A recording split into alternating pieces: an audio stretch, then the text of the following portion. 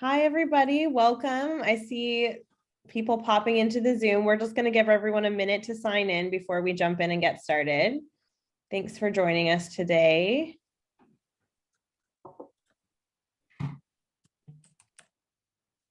Everyone, welcome to the Movement Tools series. We're just giving everyone a minute to sign in, find that Zoom link. Thanks for joining us. If you want to introduce yourselves in the chat, we would love to see. It's really fun to see where everyone is coming from. So let us know your name, where you're signing in from. I'm really excited to see everyone from from across the country. So tell us hi in the chat as we give everyone just a minute or two to find that Zoom link and jump in. Or in the case of my case, wrap the last meeting so you can get into the next meeting. Just going to give everyone a sec.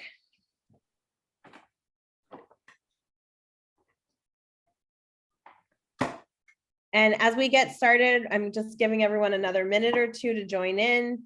But if you want to start, if you have questions, you have, I want to encourage everyone to say hey in the chat and then put those questions in the Q&A box as we go, because they're much easier for us to find rather than digging through the chat. Thanks everyone for joining us.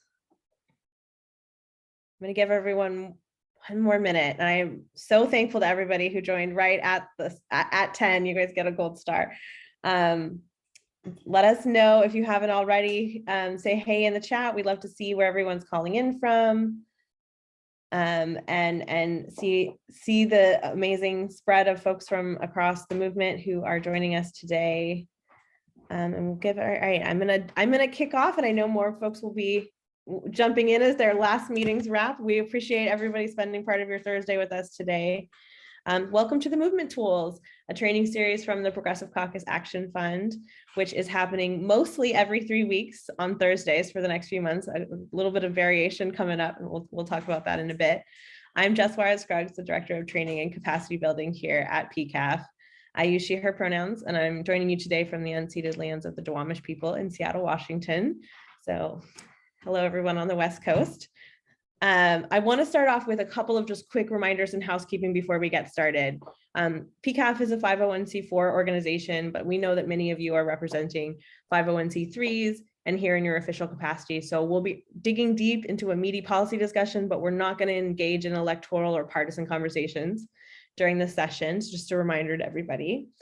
Also, we've enabled the automatic closed captioning. If you go to the bottom of the screen and click on the live transcript, you can enable closed captioning if that's helpful for you. It is an AI, so it's imperfect, but we will actually go back and clean that up and send improved captions out when we send the video. So if you have any trouble with accessibility, that should be improved on the rewatch.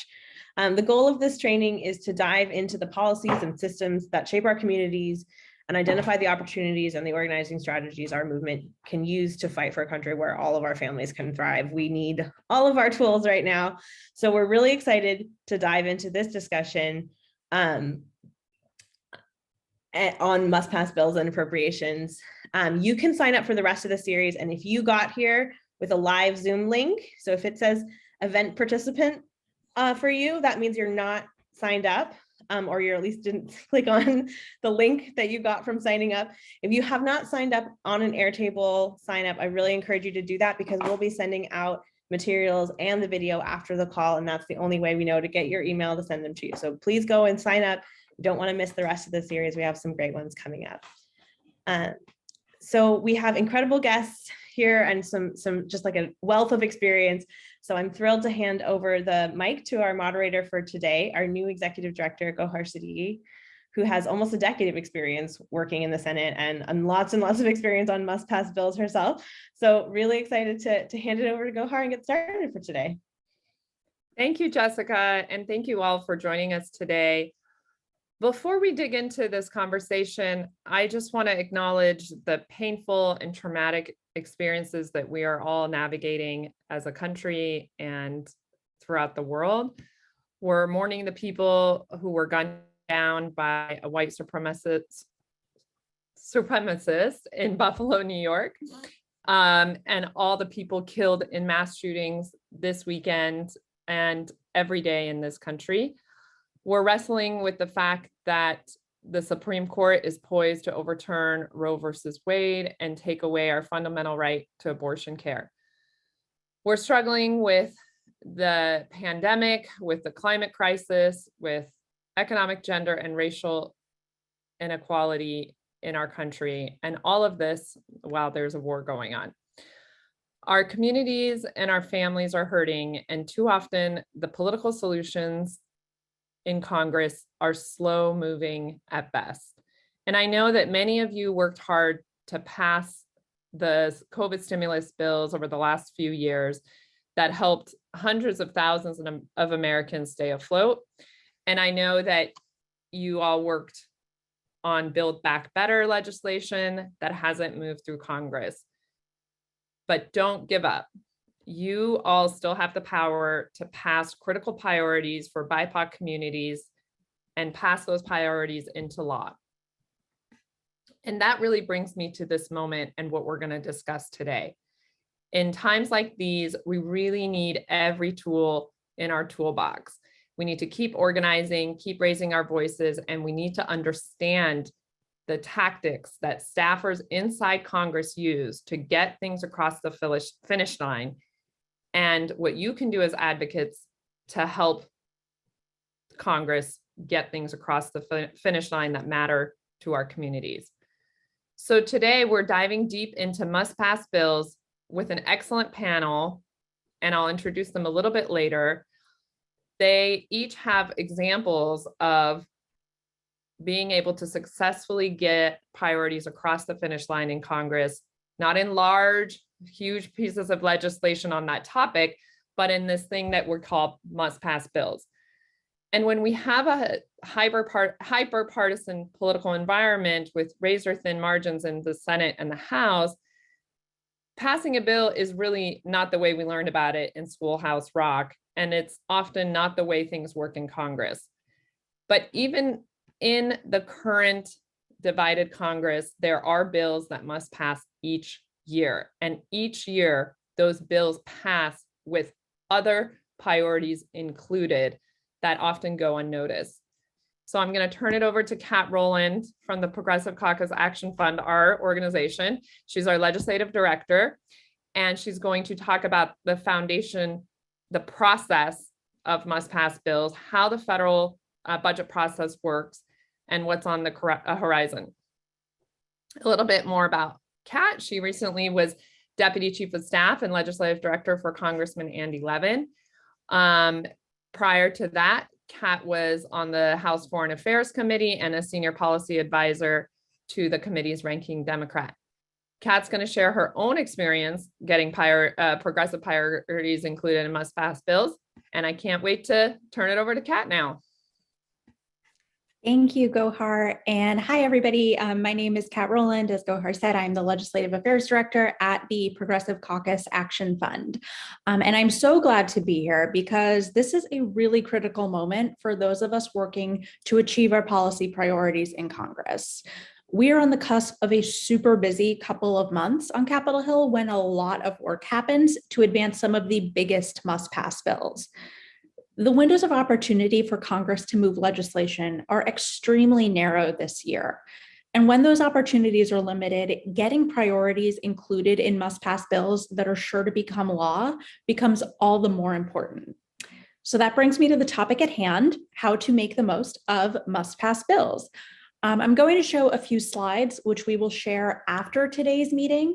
So please don't feel the need to write everything down. We're also going to share a more detailed explainer on must-pass bills. So I will get started with the operative question, what is a must-pass bill? They are bills that Congress must pass to avoid something undesirable happening. Sometimes that undesirable outcome has practical implications, other times political ones, and sometimes both. For example, if Congress fails to pass an appropriations bill to fund the government shuts down, and that has huge practical consequences for the economy and for government programs and services. On top of that, the public and the media are going to blame Congress and the White House for those consequences, causing a political problem. Next slide, please. Now that we've defined what a must-pass bill is, I want to talk about how they're used. And I'm going to highlight three of the most common approaches. One is attaching a policy rider, two, inserting an earmark, or three, using a must-pass bill to, quote, move the needle. I'm going to start with policy riders. Must-pass bills can be used to advance policies that may be unlikely to become law as standalone bills, either because they're just not a high priority for other members or because they lack sufficient support. These policies are often called riders because they advance by hitching a ride on a must-pass legislative vehicle. I'm going to give an example of one of the most notorious policy riders, the Hyde Amendment, which is named for its author, the late Congressman Henry J. Hyde. It first passed in 1976 and prohibited coverage of abortion care under Medicaid. For decades, it's been attached to a must-pass bill, the annual appropriations bill that funds the Department of Health and Human Services. This prevents insurance companies run by HHS, like Medicaid, Medicare, CHIP, and the Indian Health Service, from covering abortion. Over time, the Hyde Amendment was added to other appropriations bills, expanding the populations impacted by abortion coverage bans. The fact that this policy is still blocking access to healthcare nearly 50 years after it first passed speaks to the far-reaching implications that policy riders can have. Next, I want to talk about earmarks. And earmarks an allocation of federal funding that members of Congress request for a specific project, typically within their districts. A moratorium on this practice was put in place in 2011, but it was reinstated for the current Congress with new safeguards in place to make sure members can't use earmarks to enrich themselves. Lots of earmarks were included in the final 2022 appropriations bill that was signed into law in March. Members won funding for lead pipe replacements in Michigan, substance use treatment services in Massachusetts, housing for young adults experiencing homelessness in Texas, and a lot more. So this year's government funding bill, already a must-pass bill, took on extra importance for members and for their communities seeking earmarked funds. Now, even though must-pass bills have been used successfully to advance major priorities, like in the examples that I just shared, this is not always possible. A policy might face too much opposition to advance even as part of a must-pass bill. And in those situations, including the policy could sink the bill altogether. However, this does not mean that no progress is possible. A member can offer a narrower version of their policy or pursue another option that moves the needle in favor of their policy, like requiring a study from the Government Accountability Office that could make the case for their policy change. This is obviously a more incremental way to achieve change, but it can be a valuable option when other paths don't pan out. Now, to use a must-pass bill successfully, you have to know the key moments and players in that bill's development. Because, as I mentioned, Congress has to pass appropriations bills every year, I'd like to zoom in on their development and hopefully leave everybody with a better understanding of the critical organizing moments. We'll do this now with a brief video, which again is going to be shared with you after this session.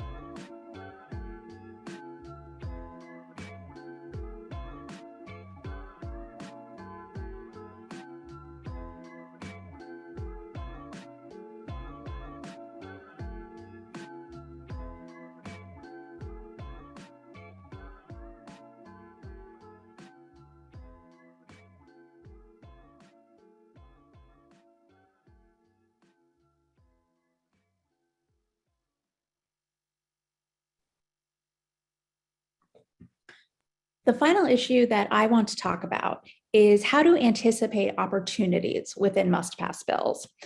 The first step is knowing which must-pass bills are on the horizon. And I've listed a number of them on this slide, but I want to share a bit about how I came up with that list. Appropriations bills and the National Defense Authorization Act are considered annually, so we know to expect those. Outside of those more predictable bills, there are a couple of ways to forecast what's coming up. First, you can look at the funding authorizations that are expiring in the year ahead to anticipate which spending authorities Congress might need to renew. The Congressional Budget Office, or CBO, publishes that list annually, but Congress isn't necessarily going to act to extend every authority set to expire. To figure out which ones Congress will act on, it's useful to look back at prior years. For instance, roughly every 5 years, Congress passes what's called the Farm Bill, which is a comprehensive bill about food and agricultural policy. Because this bill has typically been reconsidered every 5 years, we can anticipate when Congress will work on a new Farm Bill. Another way to anticipate must-pass bills is to keep an eye on statements from congressional leaders and committee chairs, since they often work to draw attention to high-priority legislation. We've seen this with the Senate's U.S. Innovation and Competition Act and the House's America Competes Act, which congressional leaders in the White House have said is a top priority. While the House and Senate are still working out the differences between their versions of this legislation, there's every indication that they consider this a must-pass bill. Let me close by saying determining what is or isn't a must-pass bill is not an exact science, but I hope the conversation we'll have today makes it easier for all of you to figure out what legislation Congress will act on and how to use that legislation to advance your priorities. Thanks so much for having me, and looking forward to talking about this further. Thank you so much, Kat. That was very helpful, and we'll have time for everyone's questions at the end. Now I'm so excited to turn it over to Letty Medeiros. She's a senior managing director at Clark Hill, where she focuses on helping nonprofits advance paid leave, investments in childcare, cancer research. She's a veteran of Capitol Hill with more than 2 decades of experience in public service. And she also worked on the Appropriations Committee for Chair DeLauro and also Senate Help Chairwoman Patty Murray. And you might have recognized her from our discussion last time. Letty, as we're turning it over to you, I want to focus on the appropriations process. What advice do you have for movement groups about leveraging the budget process to advance their issues? And can you share an example of what's worked and hasn't worked in your experience? Sure. And thank you so much for this opportunity. I'm so glad you guys are doing this webinar on I guess, Capitol Hill's or Washington, D.C.'s best kept secret, the annual appropriations process. In terms of advice, the appropriations process and any type of initiative starts with 3 questions. It's all about the funding, right? It's all about the money. So I would always start with the 3 questions. How much, for whom, and for what? It's so simple, but that's really kind of what it's about. Once you have those 3 questions answered, and that can be kind of a process, find a champion that aligns with what the project is about. Find a champion that aligns with their ledge history, their interest, their passion. And once you have, done the legwork and sat with them, sat with their staff, also visit with other members in a subcommittee of jurisdiction. For example, I've worked for years for Ms. DeLauro on securing, first through earmarks, now called community projects, for funding for diaper delivery. And you would think that would be very kind of like common sense, safety net issue, basic hygiene issue. Well, we had an earmark and it was, very attacked by Republicans, and it was very hard to get through. Now, we continued for, I would say, 15 years on this quest. And this past year, FY22, finally, Ms. DeLauro, as chair of appropriations and also chair of Labor HHS, was able to secure funding a programmatic request in a pilot program of $10 million for diaper delivery. That's an example of long-term project, long-term program. And now we have to work with the agency. So another piece of advice, and I if you take this, if you take a few things away from this presentation, think about touching base with the agency. The appropriations staff is autonomous, but they rely very heavily on the advice, analysis, and prioritizing of the agency or the department. So they don't do these things in a vacuum. You come in with a request, they will call, whether it's VA or Administration of Children and Families or Economic Development Agency at Commerce. They'll call their staffers, the liaison for the budget, and get their take on what the request is. So you've got to cover your bases in the Congress and also to the level that you can in the agency. Sometimes I would say some members are very driven and they have their own priorities. For example, when Mr. Lauro became chair of Labor Agent in 2019, we decided to do something on job training. And we put in a $40 million initiative called Strengthening Community College Training Grants. And, that's rare. I would say a lot of the time it's the outside pressure coming in on these must-pass bills. And if you do all the things that I mentioned in terms of, checking your to-do list, you might be successful over a long period of time. So I'll stop there and I'm happy to answer questions. Yes. And to your point, I'll just add, I think all of us have, those of us who've worked in Congress, we have examples of starting out with a small, as far as funding level program, and building on that, working on that for over a long period of time. But every single one of those actions builds on each other until all of a sudden things come together and it gets done. And exactly. That's why I'm saying do not give up. And the other thing I'll just add is every member of Congress, if they are doing their job well, is also looking at opportunities to get things done in these must-pass bills, some that are related to the topic of that bill and some that are not. What they need is for advocacy groups and movement organizers and nonprofits to tell them what those priorities should be. And that's what, yeah. And if I can, one tiny little thing. Go for it. I worked for about 10 years on the labor HHS education bill. Health groups, all over it. Education groups, all over it. Labor, absence. There's a lot to be made out of the labor, Department of Labor area in the bill.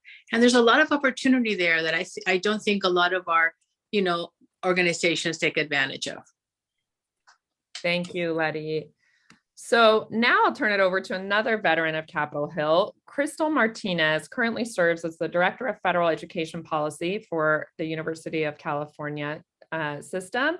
She is responsible for providing legislative and regulatory guidance for the Office of the President, which supports all 10 University of California campuses. Woohoo, UCSD, where I went to college.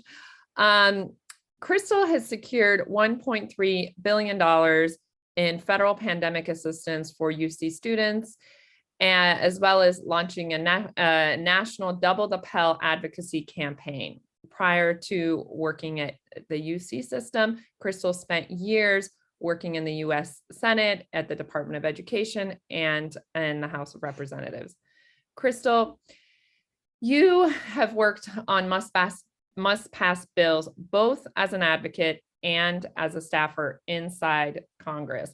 Can you share an example of how you were able to advance critical legislative issues through must-pass bills, particularly for BIPOC communities?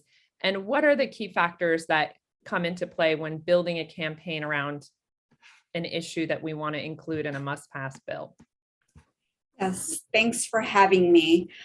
So I have been with the UC system going on 5 years. And when I first came to the UC system, it was very clear that this entity has really strived to make higher education accessible and affordable for Californians across, the state of California, from all income levels, all backgrounds. And so I really feel fortunate to work for the UC system.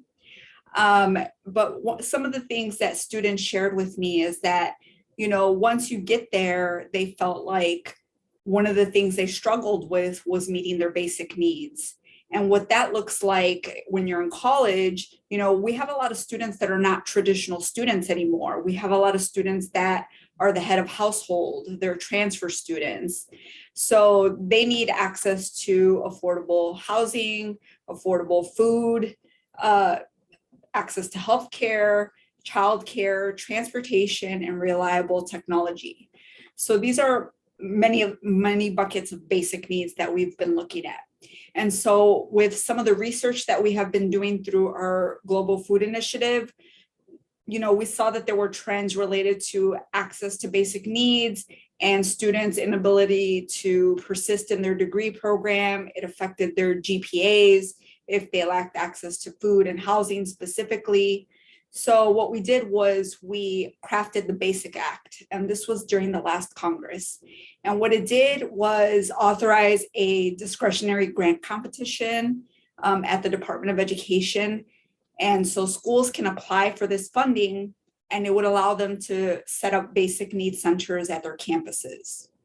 Now, my thought here was we would get this into the reauthorization of the Higher Education Act as a new program. I received a lot of pushback from committee staff, and surprisingly on the Democrat side.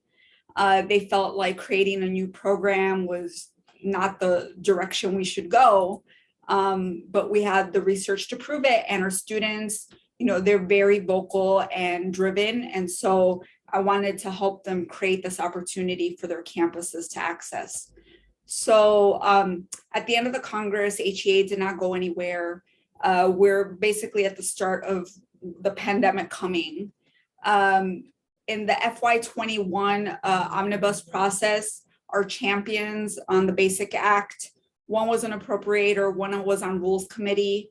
They committed to creating a pilot program funded through FY21, an existing program that exists at the Department of Education called FIPSI. We were able to secure a $5 million pilot program for that. And currently the first grantees are in their first year of providing these basic needs services at their campuses. The omnibus that just passed, we were able to secure $8 million for the pilot program. And now our champions are asking for $32 million. And why such a ramp up? I think the pandemic has really taught us that college students have suffered greatly throughout the pandemic. They've shouldered the burdens of the change in finances and their families. They've had to step up and take care of family members. Again, many of them are parents in their own right. And so really, this has led to the creation of the Double the Pell campaign. This past fiscal year, we also saw the largest increase given to the Pell Grant in the last decade. This campaign, in conjunction with our work around basic needs, is showing that college students need more aid. The Pell Grant turns 50 in June, and when it was first created, it covered the majority of tuition and fees, and now it only covers about 30%.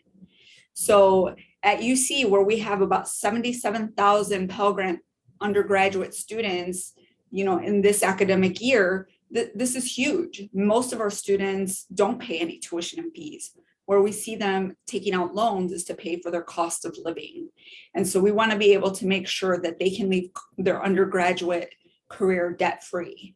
And so we've been successful in moving the needle during our must-pass bills. Thank you so much, Crystal. That is such a great example. Now it's my pleasure to turn to Josie Calipenny. She is the Executive Director of Family Values at Work. Born in Malawi, Josie has seen inequities in one of the poorest countries in the world, and as a social worker, she saw firsthand the systematic systemic challenges families experience. As a result, she's committed to transforming systems and policies, including dismantling racism and toxic narratives of individualism, scarcity, and the deserving. She leads with the belief that those most impacted by the problems are closest to the solutions, and has worked in policy advocacy, organizing, strategic development for over 2 decades, centering those most marginalized, because that's how we'll get to an economy that works for all of us. I love that. Josie, we know that we still have a long ways to go to make sure that every family has the paid time off they need to take care of their family members. But back in 2019, we were successful in securing 12 weeks of paid family leave for federal employees in the National Defense Authorization Act. Can you talk about how the movement for paid family leave was able to secure that win in the current environment, same environment a few years ago for the most part, and how that win opened the door for real growth and energy that the movement is experiencing now around paid leave? I was in the Senate then. It was a miracle. Like, tell us how you did it. Well, thank you so much for having me on this panel. It's a great and exciting conversation with so much to learn. And also kudos for such representation and diversity of panelists. Every panel should look like this. So folks who are out there, take note that this is the way to do it. And if you're doing it any less than this, then you should reassess who's on your panel and the conversation you're having. So nothing for us without us, and this is incredible representation of that. So about the NDAA win in 2019, a lot of this win was based on the movement that we built and that we've been building for decades, right? Led by women of color and other impacted workers who need affordable time to care for themselves and for their families. We are one of just a handful of nations in this country that does not have a national paid family and medical leave program. And we should be incredibly disturbed by that, given the pandemic, given all of the things that are happening in our environment. As a network of grassroots coalitions in 25 states, we've been at the forefront of the movement to show that these policies are sensible, doable, and are urgently needed for working people and their families to thrive. We've been pioneering the models and building the momentum for over 20 years. And one of the things that we have to do is become and stay incredibly agile and strategic in every open opportunity that we see to advance our agenda. We've often seen that when a fully universal policy is politically unachievable, we can lay the groundwork for that eventual win by expanding paid leave and paid sick days for government employees. We've seen this happen in our states throughout the country. Our network has won a number of paid leave and paid sick days policies and benefits and expansions at the city and state levels over the years, which has broadened the movement and by engaging mayors, city councils, labor unions, state legislators, and many others. And so we've seen this become a building block at the state level for progress and advancement.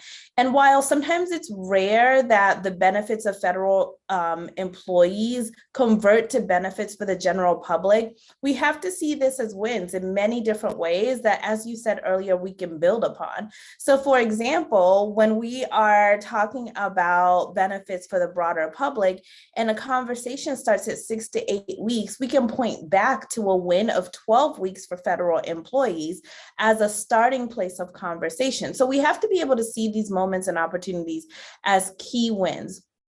I also want to highlight that for a brief moment, many workers in the private sector had their first access to federal paid family and medical leave and federal paid sick days programs, the temporary COVID response programs authorized by Congress, which have since expired.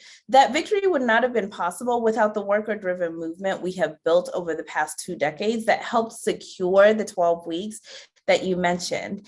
And it goes without saying that there's always compromises in these moments, right? Like, would we have wanted to see 12 weeks for all people? Of course. Do we see this as a starting place and a proof point that allows us to continue the conversation? Absolutely. And if you remember, the opportunity we saw was that there was a deep desire for wanting the Space Force. And what we did was use that as a negotiation chip and conversation point that we also use to build narrative and have fun conversations about the need for time to care throughout our network. So last but not least, I'm thrilled to bring Elizabeth Beavers into the conversation. Elizabeth is a progressive foreign policy strategist supporting public citizens' People Over Pentagon campaign. Before that, she was an independent consultant supporting movements for peace and security, and she served as associate policy director for the Indivisible Project and led efforts on foreign policy, national security, democracy, and human rights. Elizabeth, let's keep focusing on NDAA. And can you talk about your work to reduce the military budget and how you think about the NDAA as an organizing tool? Sure thing. Thank you so much to you all for putting this together. I agree. It's an incredible panel. Love to see the diversity. Love to see everyone here in the conversation. So, as you said, I do work as an independent strategist supporting movements in their congressional advocacy on peace and security. And that includes Public Citizens' Incredible People Over Pentagon campaign that seeks to redirect funding from the bloated, wasteful military budget and toward the regular human needs of everyday people. I've been a peace advocate for about a decade now, and every year the NDAA, the National Defense Authorization Act, is a major flashpoint for this work. To reiterate again, there was already a great explanation, but the NDAA authorizes funding for national security purposes and also sets forward associated policy. So, I know we hear a lot that our Congress is just so partisan, it's so divided, they just can't agree on anything. Well, if there's one exception to that, it is military funding. Congress always conjures up big bipartisan majorities to keep the military fully authorized and funded way and above levels that are actually necessary to defend the nation. And because of that, all these other thorny issues that Congress doesn't really want to deal with get thrown into the mix because it's likely the only chance we get to put them on the floor for a debate and a vote. What are we doing in Syria? Should we stop supporting Saudi Arabia's bombing campaign in Yemen? Is it time to repeal the authorizations for the wars in Iraq and Afghanistan? Congress hates to deal with these things. So they'd prefer to avoid them and not take them up separately. So this is the one time of year where members of Congress are trying to force their colleagues to talk about these things and introduce these questions as amendments on the big NDAA bill. If you all have never followed it before, I highly recommend you do so this year. It's very interesting. There are hundreds of amendments that get filed. I mean, hundreds. But they don't all get a floor vote. There's a big competition to actually get it on the floor, and only a few make it for an actual debate and vote. On the House side, a lot get through still yet, and on the Senate side, not that many. So I will totally admit, as a peace advocate, it's exciting. We spend so much of our time begging Congress to do its job when it comes to war and peace. And it's exhilarating to watch them actually do it. And we even get a few big progressive wins from time to time. But there's a couple of problems. One is that these victories almost never make it over the finish line to become law. Because even after you win on an amendment, the House and the Senate still have to come together and reconcile the differences between their bills. And usually a small number of members negotiate this, and the most controversial elements, especially if they're only in one version, get dropped. The other problem is, and we have to step back for this one, we are having these fights over life and death, diplomacy, nuclear weapons, war, peace, all in the context of a bill that authorizes hundreds of billions of dollars for the military industrial complex. So it puts members in a bind, even if good language does survive, because they have to decide whether to support the entire package. And I do want to touch on that top line. This year, President Biden has requested $813 billion in national security spending. That's about $30 billion more than last year, which was already about $30 billion more than President Biden had even asked for. I know it sounds wild as we're all fighting tooth and nail for COVID relief, for Build Back Better, and so much else. But Congress actually gave President Biden everything he asked for on the military and said, actually, have more. We have plenty of money to spare when it comes to weapons and war.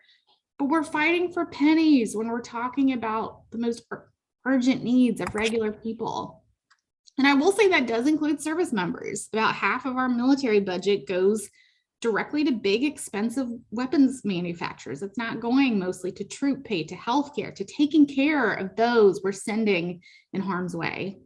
So I just want to flag for everyone that there is a risk of this happening again this year. There have already been very vocal calls to add tens of billions of dollars more on top of what the president has requested, even though Secretary of Defense Lloyd Austin himself testified before Congress that it was a sufficient budget. So when the Armed Services Committees take up the NDAA in committee to mark it up and take their first stab at it, they're going to explicitly vote on whether to add more money on top of the $813 billion amount. That's going to get us really close to $1 trillion military budget. So it's going to make things even more difficult as progressives attempt to use this bill to get good votes on their priorities. And that's why I think it's important that we're not just paying close attention to the amendments on the floor, but we're advocating now against that rapidly increasing top line. Because what it means to me is that by the time we even get to the floor to take on some of these progressive amendments, we've already lost in a lot of ways, because we're fundamentally playing the game on a playing field that was built for us to lose. So thanks, and I look forward to your questions. Thank you so much, Elizabeth. I'll just point out that as we're talking about NDAA, the things that the panelists have outlined as wins that were included really had nothing to do with defense spending. And that is the crucial point that allows us to pass progressive policies in these huge must-pass bills. And one other tip I just wanted to share, because Elizabeth is right, during the conference process, when the House and the Senate are trying to decide, basically reconcile those bills, things do get taken out. However, if you have bipartisan support in both the House and the Senate, it's much easier to get it kept in the bill. And if I can add one tiny thing about that relevant to what you're saying, when the bill goes to the House floor, for example, they're relevant and germane rules. For example, Rule 21, you can't legislate on an appropriations bill, but in the full committee, kind of anything goes. So if you convince a member to offer an amendment on your issue in the full committee, it will be in the bill, and then someone will have to strike it, whether on the floor or in conference. Full committee is where the action is on appropriations. That's right. Thanks for that, Letty. Okay, I'm going to turn it over now to all the panelists to just talk about what are the must-pass bills you're all watching, and what are the issues that you're trying to get included in the upcoming must-pass bills this year.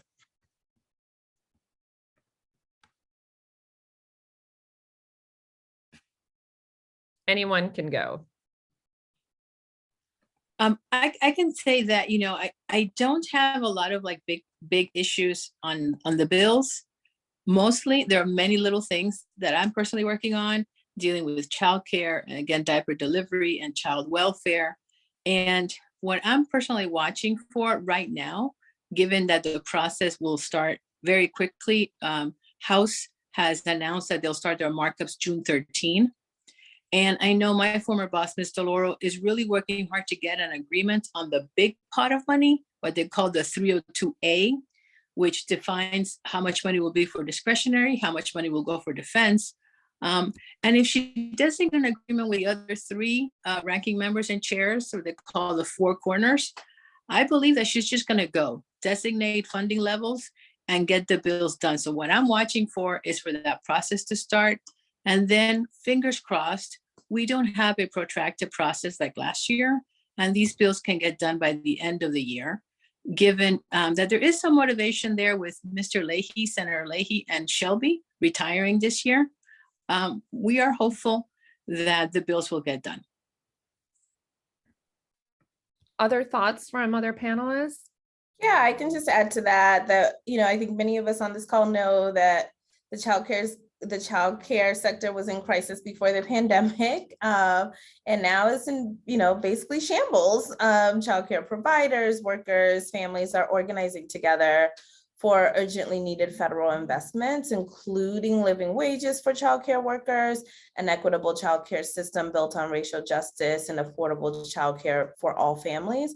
And we'd hope to see these investments come through the Build Back Better bill, of course. And now we're demanding action through the narrower reconciliation bill that is in development. Earlier this week, we know Senators Murray and Kane introduced a scaled back proposal, not the North Star, but again, building blocks to build on that would transform the childcare sector as we know it. So we plan to remain engaged to make sure that care isn't left behind in any package.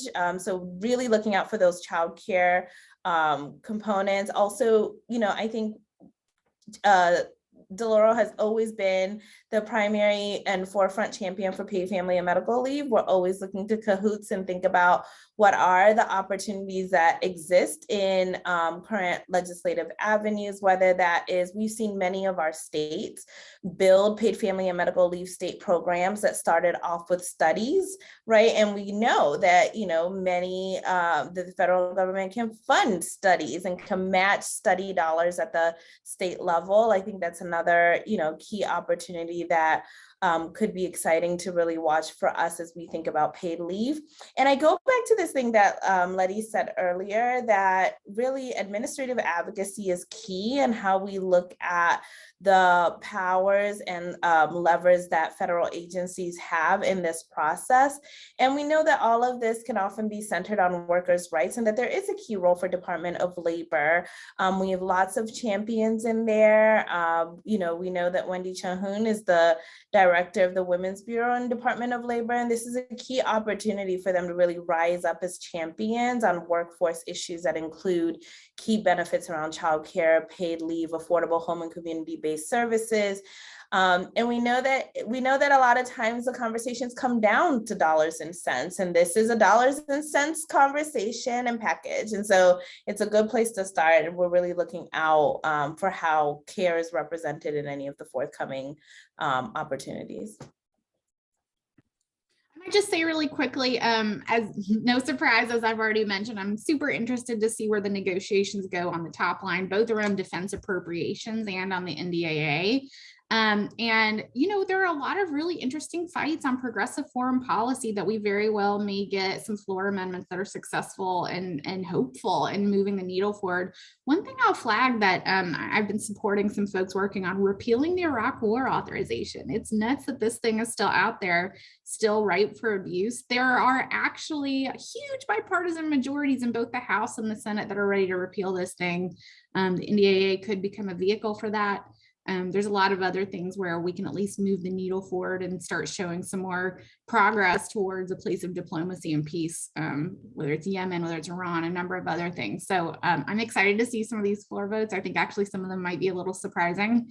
But overall, I do hope that, that our leadership is not negotiating against itself and asking for what it really wants when it comes to that top line and where we spend our resources.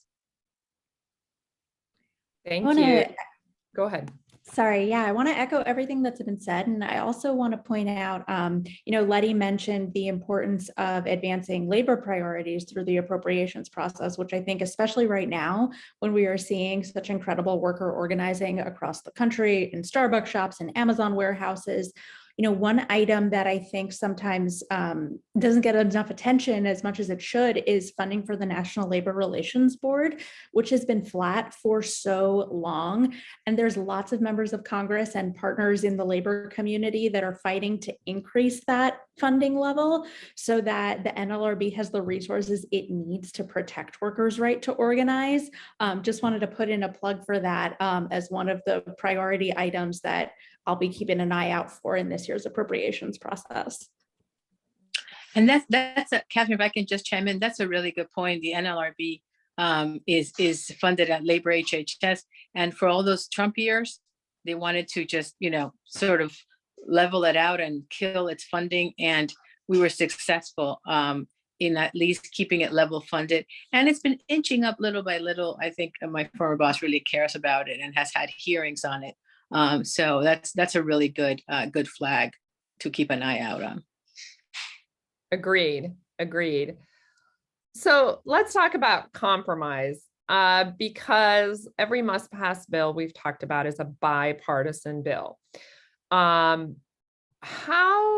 do you compromise and try to get priorities included in imperfect bills, in bills where we may not agree, we may not even support spending that much money on defense, for example.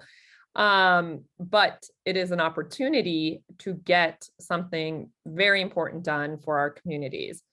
So I just want to hear how folks are approaching that. Let's turn it to whoever wants to, on the panel, who wants to weigh in on that. I can talk from experience. I've watched members, the compromise happens at the member level. The staff, they call it, they clear the brush. They clear as much as possible, things that have precedence, things that they know are okay. And then you get to the top 10, top 12 sometimes, tough issues, and the members get in the room, and it kind of goes up to numbers. If it's 3-1, that one person loses, even if their cause is very righteous. And I've been on that end with my boss at times. And it really depends on the member's passion, preparedness on the issue, how much they bring to it. That makes an unbelievable difference. And I've seen members push on every front with outside organizations, get the letters, get the 1 minute on the floor, get the 5 minutes special orders, and then get in the room, read the room, and understand that they have to let it go. And that they can't, on the Republican side, since the Cruz push in 2013 and to shut down the government, that's not on my side, of the Democratic side, that's not what people do. Because there's so much to lose when you get to that end process. You're thinking about all the gains in services and benefits to families that you're not going to put on the line for, not compromising. So I've seen members go all the way in and then back off because this is where the rubber hits the road. And like this webinar is called Must Pass Bills. You cannot not pass it because so much is at stake. So I think even though in the most horrible times in Congress and most dysfunctional times in appropriations, you have to compromise. And people have to bring in their adult, not their child or their super ego, but their adult selves to the negotiation table. Anyone else on that?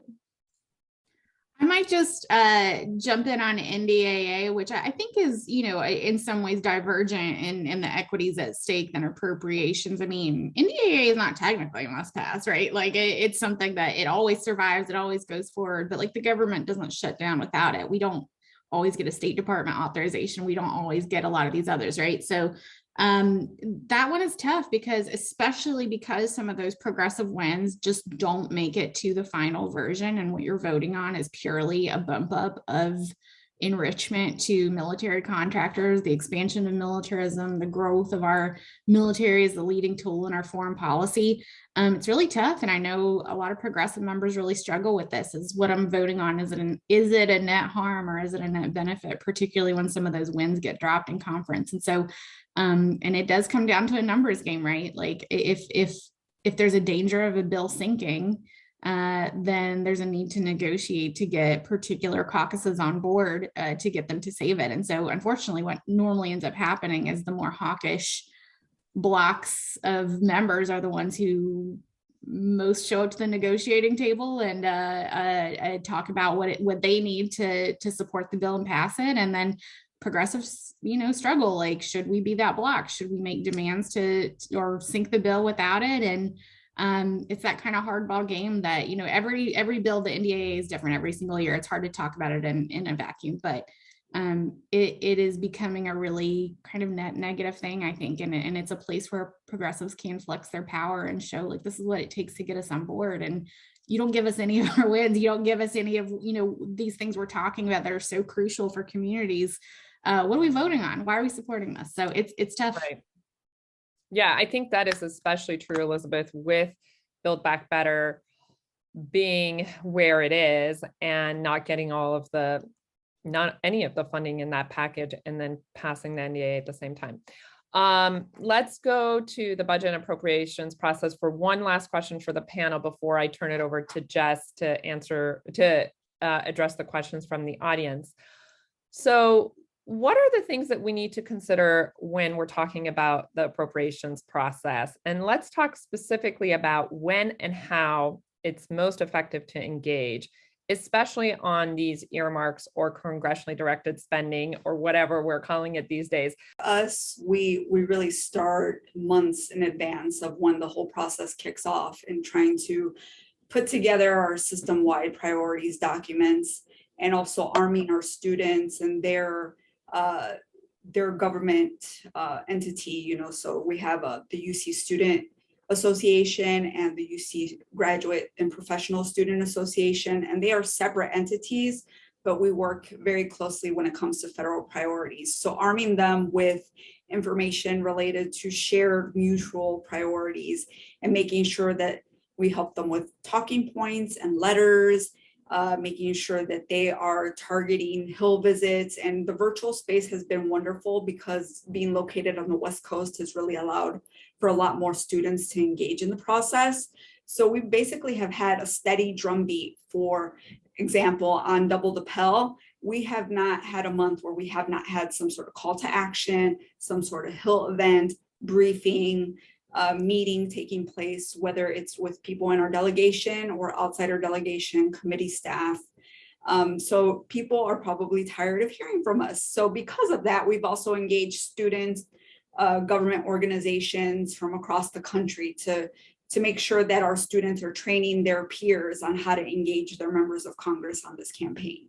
So we have a holistic approach when we think about this, and making sure that we have points in time where we can, pivot to other things. So right now we're looking at the 50th anniversary of Pell as a time to rededicate who our champions of Pell are. Not even talking about who wants to double the Pell, just where can we recommit Republicans to being supportive of the Pell Grant program. And we're going to be highlighting Pell alumni during the month of June to tell about the transformative power of that investment in our college students. Yeah, and I just wanted to add that I'll let others sort of talk about the very specifics of like timelines of when and how, but I just want to know that there's like something about this conversation that feels like hidden secrets of power. Like, I don't know the average person on the street who would know that there is power in the budget process and being an advocate in the budget process, that there's, a reconciliation process. And what does that mean about how to advance workers' issues, right? So when I think about how we engage and when, as an advocacy organization, we have to do this level of democratic education year round. And we need more and more people to have a deep understanding of how the local, state, and federal governments work. Where are points of decision making that impact people's lives? How is a budget process connected to whether or not people get paid leave?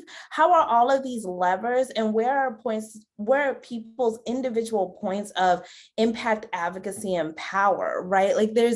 It shouldn't take decades on the Hill as a staffer to know these sorts of ins and outs. And there's a reason these feel like industry secrets, right? Like, there are people in power who are benefiting from our lack of knowledge. So there's like something we have to do that's about year-round education of what our democratic processes include, where all the multiple points of opportunities for engagement and advocacy as an individual voter, as a worker, as someone who cares about whatever the issues might be. So I think that's really critically important.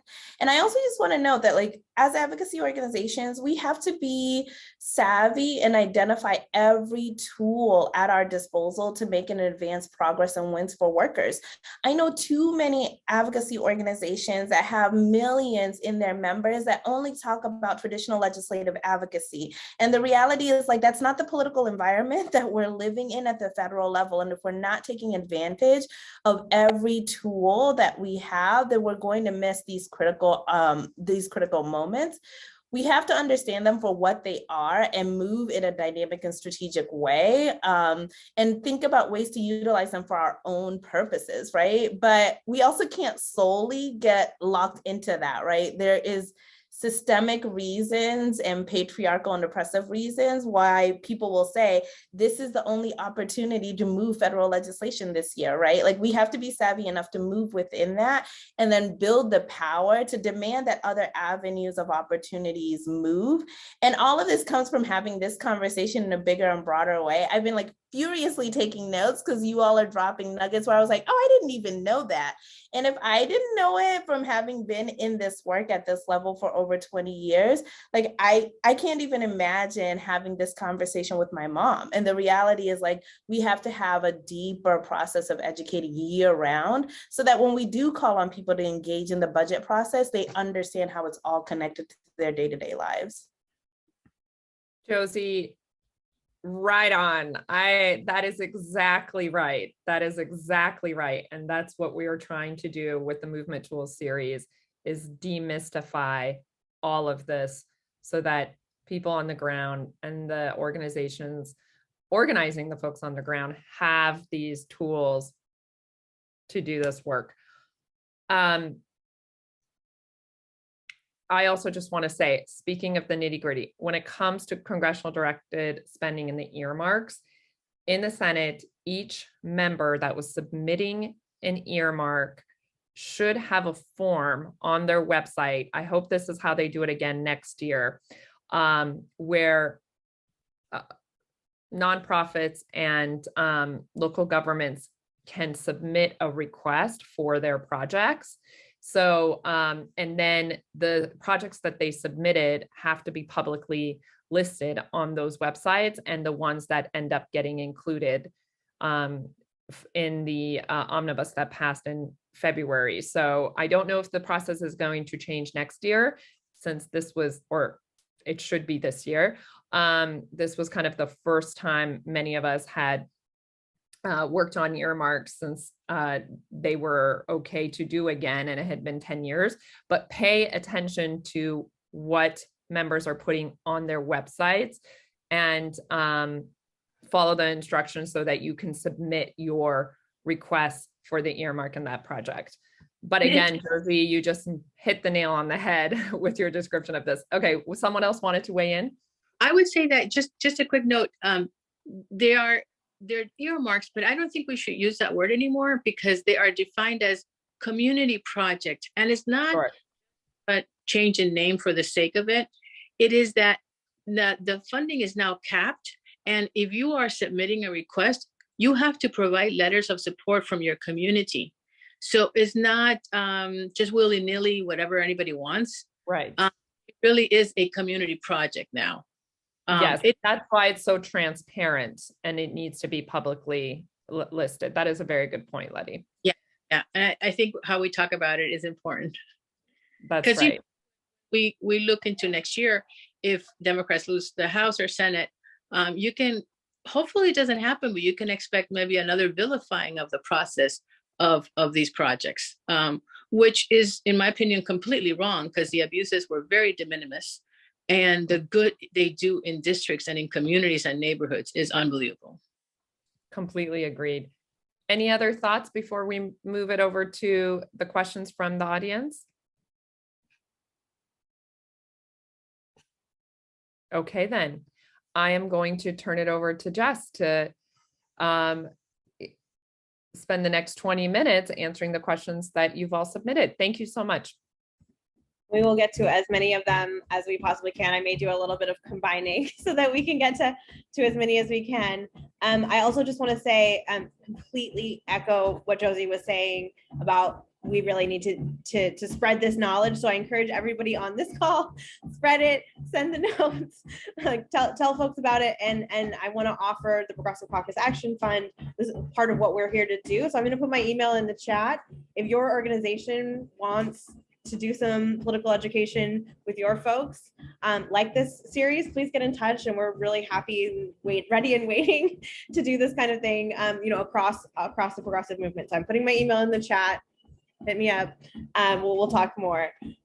So the first thing, I'm going to bring two questions together here, and kind of going back to the question of NDAA. So one question was about what the Progressive Caucus is planning in terms of NDAA and what they would define as a win. And I want to first just clarify the Progressive Caucus Action Fund, although the names are similar, we're a separate independent organization. So your guess is as good as mine about what the CPC might do. And I'm happy for our panel to prognosticate with us. But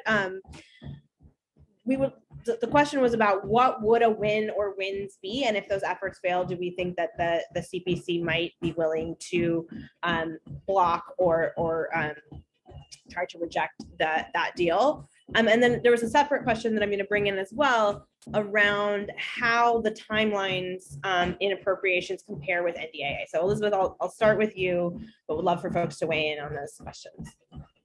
I definitely do not know. And I think only the Progressive Caucus can tell us that. My understanding, I think they are strategizing, gearing up, thinking about what are going to be those, priority floor fights we want to have on the amendments. What does that mean for the overall posture on the final bill? Certainly would not presume to speak for them. But I mean, as I said, I think it's always a really difficult question, right? Like, if you get a really phenomenal win on the floor, but it doesn't make it to the final bill, and in the end, what you're voting for is, again, we're rapidly hurtling towards $1 trillion military budget and the expanded military industrial complex that comes with it. It's tough, right? Yeah, it's really tough. And I think it's on us as advocates to think with them as partners and what the trade-offs that are there and what the ultimate posture should be. So on timeline, gosh, you all know, like, appropriations is the wild, wild west to me in terms of timeline and when all the different deals are being struck. Some details we do know on the NDAA side is that the Armed Services Committees are going to mark up their bills later in June. And we know for sure that both committees are going to be faced with at least one proposed amendment to plus up above the $813 billion top line. So that's a flashpoint we know is coming up and that we can organize on now. And then where the bill goes from there, there's a lot of moving pieces and we'll see. So sorry, I wish I had like a Nostradamus hat that I could put on and give a better answer, but those are the pieces as I see them. Anybody else before I move on? I just want to give everyone else a chance to weigh in. We also got a number of questions, and again, I'm combining, I'm sorry, everyone, but I want to make sure we get to everybody, or as many as we can anyway, but particularly, and this one was directed at you, Letty, but again, want to let everyone weigh in. Can you talk a little bit more about how the subcommittees fit into the process, and why we should be talking to them, and maybe when as well? Actually, in authorizing committees, subcommittees can have say, or sometimes they don't have a lot of say. But in the Appropriations Committee, everything starts and rests, ends and begins until that very, very last process in conference. Everything starts with the subcommittees. That's why, I guess maybe still today, but in the old days, they called the chairs of those subcommittees the cardinals. There were 13 when I started back in 1998. They were cut down. Now there's 11 subcommittees.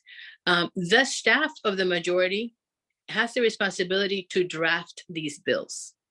And they are the ones that receive all those, electronic requests that the offices send, that we also feed into from the outside. And they are the ones that draft the bills in a lot of very close collaboration with the subcommittee members. So they rely a lot on, for example, I'm very familiar with Labor Age because I worked on it for years. They rely a lot on those senior members like Miss Barbara Lee, Roybal Allard, Mr. Pocan, Bustos and Clark. So on the Republican side, they have their own process too.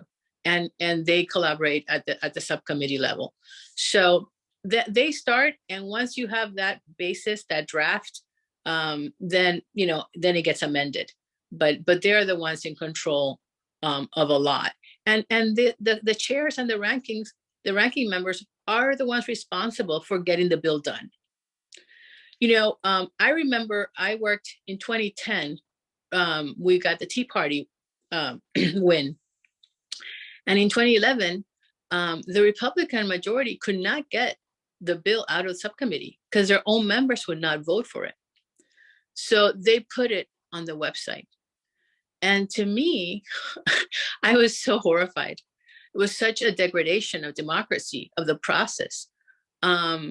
Unfortunately, not to disparage the Senate, that's how the Senate now works. They don't get their bills through subcommittee.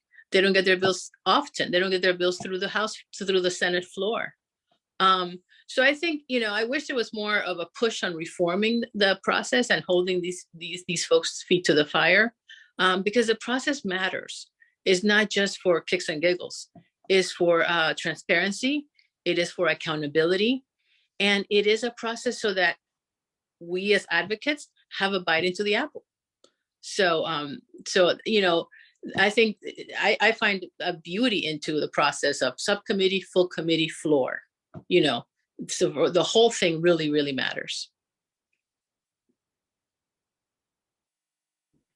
Absolutely. Anybody else want to weigh in on that process side?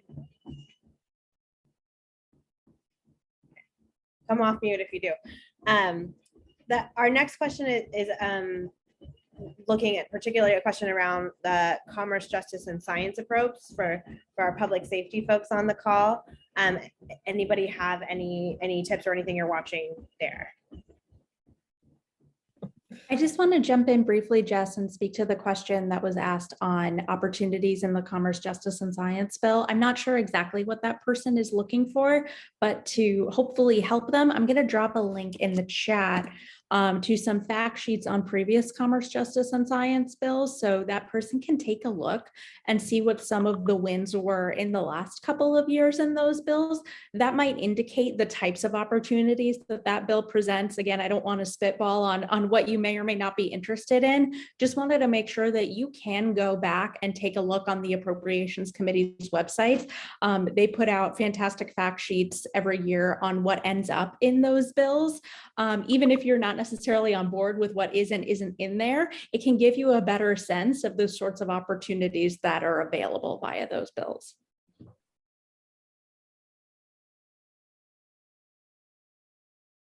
Lost my own mute button. Awesome. Thank you so much, Kat. I want to take one moment and pause, because I think one of the things we've been talking about is really how opaque this process is. And as Josie said, we know that didn't happen on accident. It's not hard to figure this out by accident. It's hard to figure this out because everyday folks are shut out of this process on a regular basis on purpose, right? And systemically. And if we want to try to shift that, we have to really shift who's at the table, shift who's understanding this process. And so that's part of what we try to do here. So I want to just plug one of our tools that I really encourage everyone to sign up for and send to all your friends, which is the DC download. And I think we can drop it in the chat in a second.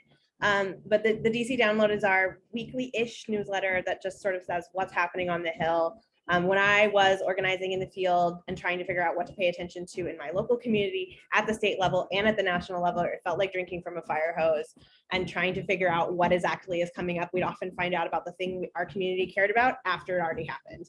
And so this is our attempt to level that playing field a bit. If you want to sign up for the DC download, you can get a preview of what is coming up on the Hill, issues to watch, hearings that are coming up, and tools that you can use there. So sign up for that.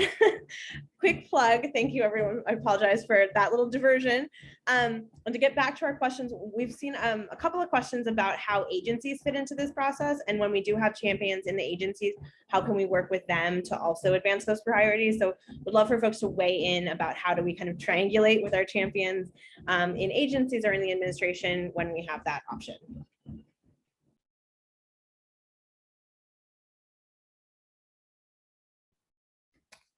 Well, I will say that one of the ways that we do it, this is sort of like the quick, dirty, simplified organizing method of doing it. So one of the things that we do is we try to map who would actually hold implementation of anything that we're advocating for. Implementation, oftentimes is held by a particular agency.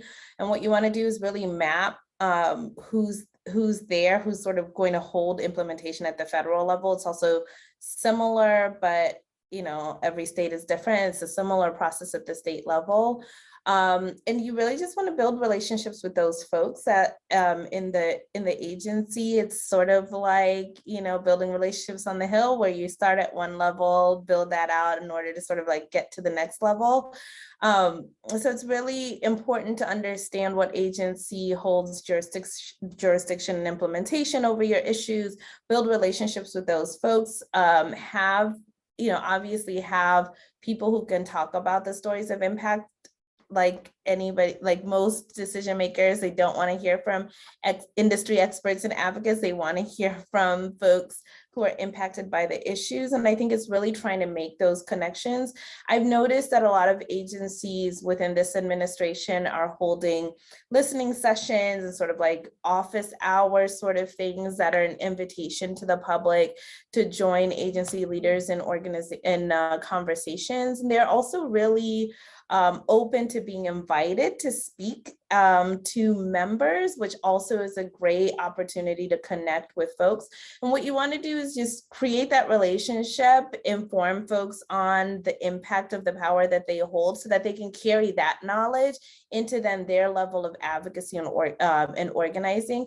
We are not shy about telling agency folks that they need to be talking to the president, that they need to be talking to members of Congress, that they need to be equally asking for what they need.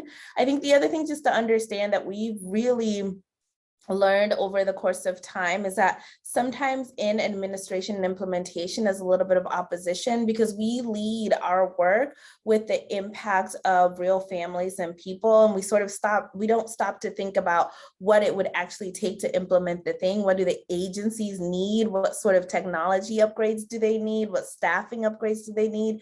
And I think if you have those conversations and build that into overall advocacy, it also helps to bridge that relationship and deepen that relationship. But they are key advocates. As someone said before, we get to go to members and to decision makers and make our case, but then they behind the scenes go and ask other experts about the issue we're advocating for their take. And oftentimes members of Congress are asking agency members their take on the issue. And so if we're not talking to agency folks, when members of Congress go to talk to agency folks and they haven't heard from us and our perspective on why it's important, they're not carrying that message in a 360-degree way. So it's a really important opportunity for advocacy. And again, because they get to sort of make a case for money their agency needs, it's an incredibly important place to make sure that our needs are represented in the money that they're asking for members of Congress too. Jess, can I just quickly contrast some of the dynamics on the defense side of things? And I will tell you all, I struggle with the word defense because it's not really what we're doing with our military, is pure defense, right? But nonetheless, that is what we call it. There's such the way the deck is stacked against us, I think as progressives, it is absolutely wild to me, the dynamic where in addition to the president's budget request, which of course DOD advises on, they feed into all of that, they're required by law, statutorily, they are required by Congress to submit extra wish lists. On top of that, they are required to go to Congress with their unfunded priority requests. Here's what we would do if you just gave us more money. Here's all the other things that are nice to have. And I think that a lot of times DOD has been really good in their testimony to Congress to clarify that is a nice to have. It is not an essential to have. But I'm just trying to imagine that exact same dynamic on the non-defense side, where there was people's unfunded priorities and families' unfunded priorities and wish lists for our communities. And it is really frustrating that like this dynamic, I hear Josie talking about it, and I'm just imagining like, you know, it is stacked against us. Congress wants the agency to come to them with more wish lists. And so I would love to see a reversal of that dynamic. Thank you. That was super key point.